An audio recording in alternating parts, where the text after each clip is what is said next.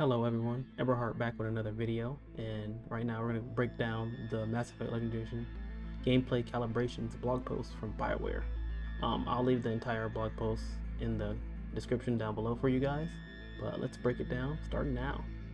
Alright, here it goes. Welcome everyone. Ever since we announced the Mass Effect Legendary Edition on N7 Day and revealed the first look earlier this year, your passion and excitement has blown us away. Today we would like to give you more details on what to expect to see in this remaster. And we're going to go through all these sections and see exactly what they added. So combat tuning is first. Combat in Mass Effect Trilogy has been evolved across the series, with each game's experience being different. We wanted to make the experience better across the board, but we didn't want to unnecessarily change what our fans have come to love about each game. That proved a unique challenge, as the first game is quite different from the second and third in terms of gameplay and combat. So we all know that Mass Effect, of course, plays very differently combat-wise, and it had a lot of issues with it combat-wise. That's why a lot of people actually may have skipped that game. I know initially when I first got into the series, I did, but that they're like kind of remastering it to kind of feel like the other two games is actually really, really interesting. So let's go through. In the first Mass Effect, accuracy, which is the reticule bloom and the weapon sway, has been tuned across all the weapons to allow players to maintain consistent firepower while still managing their shots and overheat meter. We've also improved the aiming down sight camera view with a tighter to where the ADS can be more accurate, and we've improved the aim assist for better precision. So all that is actually really nice, because the big issue in the game was shooting, and trust me, if you had like an AR and you started to shoot it, that was the worst thing almost ever to go through. Alright, we'll go through the bullet points to see exactly what they changed. Shepard can now sprint out of combat. You guys don't know, but it may not know, but it's a lot of walking in the game when you're not in combat, and it is actually very annoying that he cannot run, or she cannot run. They kind of just do like this weird jog everywhere that is not that much faster than walking speed. So that they could sprint now out of that is actually so useful. Melee attacks are now mapped to a button press.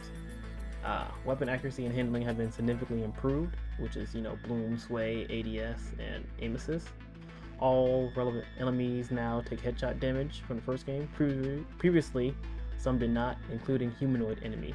So that's actually, I didn't really know about that actually. Ammo mods, anti-organic or anti-synthetic, can now drop throughout the whole game. Previously, these drops stopped at a higher player's level. They are now also available to purchase from merchants. All weapons can now be used by any class without penalty. In the original game, if you paid a class like Soldier, you could use more of the heavy weapons. But now that is not going to be a thing. There's going to be no restrictions, so it'll be interesting to see how people use that in their gameplay. Weapons cooldown are much faster. The metagel usage has been improved. The base cooldown has been reduced. The leveling benefits have been increased Liar's bonus to cooldowns. So that's all under metagel. Alright, it's a inventory management improvements. You got items that can now be flagged as junk. All junk items can be converted into Omnigel or sold at merchants.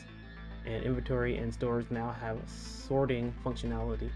So that's a little quality of life change, because inventory management is always very important in these type of games, and to have that kind of fixed is really nice. Some abilities have been rebalanced. They didn't really go through all the abilities that have been rebalanced, but I think that's more something they want you to see when the game comes out, see what feels better and what feels different. Weapon power, those that are unlocked on each weapon's type skill tree, has been improved, which means the effectiveness and strength has been increased, and the heat now resets on power activation. So that is interesting to see that the weapons actually match the strength that they're supposed to be. And the skill tree with that weapon matters now. And let's read additional gameplay improvements. Beyond general gunplay changes, we made some specific changes to encounters, enemies, and how you engage in combat. We found a few opportunities to bring the first game in line with the second and third, but we also found some systems across the whole trilogy that needed a tune-up. Alright, let's see the tune-ups that they are talking about. We go through the bullet points. Squad mates can now be commanded independently of each other, just like in Mass Effect 2 and 3. That is kind of why that they have these split right here, because one button press could control this side and control what he does, and then the other side could control what your other teammate does. Some boss fights and enemies in the first game have been tweaked to be fairer for more players and still challenging.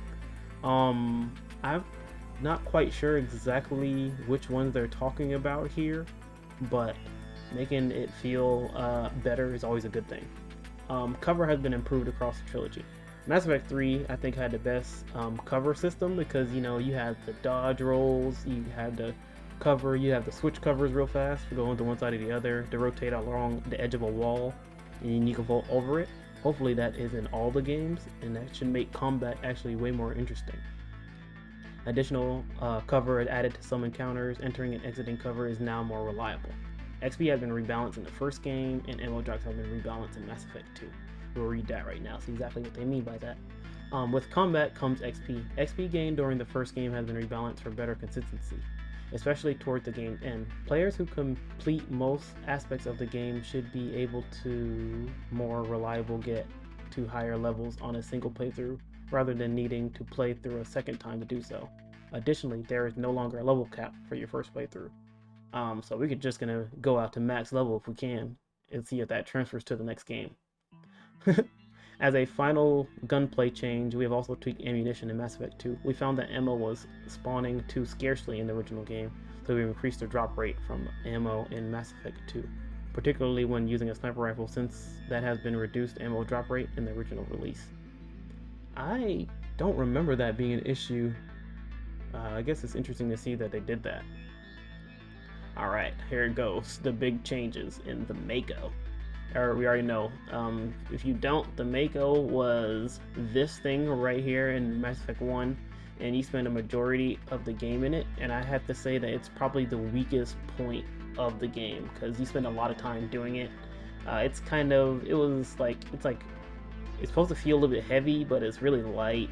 It's sometimes hard to control, and if you messed up, you have to you get a mission fail, and you basically have to start all over again on whatever mission you're doing. But let's see exactly what they have changed for it. These are the calibrations you can expect to experience while driving the Mako. Improved handling. Physics tuning improved to feel weightier and slide around less. There you go. Improved camera controls. Resolved issue preventing the Mako from accurately aiming at lower angles. The shield recharges faster. New thrusters added for speed boost. Its cooldown is separate from the jump jets. The XP penalty while in the Mako has been removed. Touching the lava no longer results in an instant mission failure and instead deals damage over time. All good things we want to hear about the Mako, because that was always a rough playthrough right there. Alright, next section is unifying and modernizing the trilogy. For the Legendary Edition, our goal was to tune up the trilogy and make it more consistent from game to game while honoring the things that made each unique. So their big thing about that was basically customizing your Shepard. As you see, there's a little bit more options. I mean, you got pink hair and everything. And I really like this because they added new skin tones and hairstyles. And basically having a unified Shepard between all three games will make the character feel more like yours. Like, you don't have to edit the character, but across any game, you can have like an initial look, and you can kind of keep that look and make sure that the Shepard is yours and you feel like it's yours. But let's see exactly what they've changed in that like aspect of basically the games. A new unified launcher for all three games includes trilogy-wide settings for subtitles and languages. Saves are still unique to each game and can be managed independently from each other. Updated character creator options, as mentioned above. FemShep from Mass Effect 3 is a new default female option in all three games. Achievements across the trilogy have been updated. New achievements have been added to the trilogy. Progress from some achievements now carries over across all three games. Kill 250 enemies across all games. Achievements that were streamlined into one game and made redundant were removed. A number of achievements had their objectives and descriptions and or names updated. Integrated weapon and armor DLC packs. Weapons and armor DLC packs are now integrated naturally into the game. They are obtainable via research or by purchasing them from merchants as you progress through the game, rather than being immediately unlocked from the start. This ensures overall balance and progression across Mass Effect 2 and 3. Recon Hood in Mass Effect 2 and Cerberus Ajax armor in Mass Effect 3 are all available at the start of each game.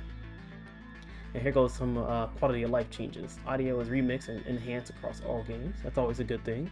Hundreds of legacy bugs from the original have been fixed.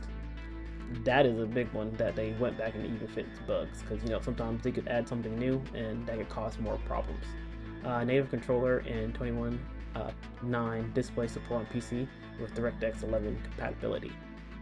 And this is a big aspect right here. Galaxy at War is the aspect in Mass Effect 3 where you have to gain reinforcements to help you fight the war with the Reapers. Let's see how they have changed that. As Commander Shepard, you're tasked with the hardest mission of all, defeating the Reapers and saving the galaxy from annihilation. This comes to a head in Mass Effect 3 when the galaxy unites, but your choices from across the trilogy lead you there and determine who fights at your side. The Galaxy at War feature puts you in the heart of the Reaper's War from the Normandy Combat Info Center, which has been rebalanced in the Legendary Edition. For example, galactic readiness is no longer impacted by external factors that aren't part of the collection, like multiplayer or the old companion app from Mass Effect 3. However, that doesn't necessarily mean defeating the Reapers will be easy. The more content you complete across the entire trilogy, the more likely you'll be prepared for the final fight in its conclusion. If you only play the Mass Effect 3, you'll have to do just about every option available in the game to be eligible for an ending that doesn't result in massive galactic losses. Playing the first 2 games and carrying over your progress is the most reliable way to get good results in the final hours of the Reaper War. For comparison, if you previously played Mass Effect 3 with the extended cut, which includes the galactic readiness rebalancing, fully preparing for the final fight will be more difficult to achieve in the Legendary Edition. And on that note, the extended cut ending is now the game's default ending.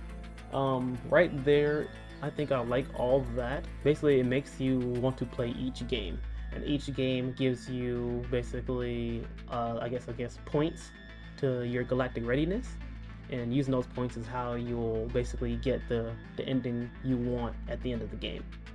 However, readying your intergalactic armies will be made a bit easier by a number of critical bug fixes and back-end improvements made to the Paragon Renegade system in Mass Effect 2. We resolved some legacy issues that inhibited accurate reputation stats from being displayed and outright prevent certain dialogue options from being selectable when they should have been.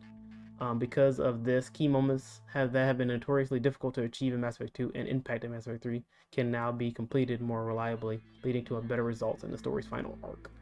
That right there is actually bigger than I thought.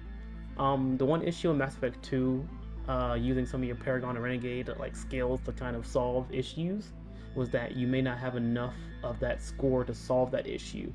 So now that they have rebalanced it, it may make those decisions easier for you to obtain, and you don't have to worry later on that the decision that you couldn't make is affecting your game now because you just couldn't make it back then. So I actually really like that. Thank you guys so much for watching this video, and May 14th, it can't get any closer. Make sure you like, comment, and share, and I'm gonna catch you guys next time. Peace.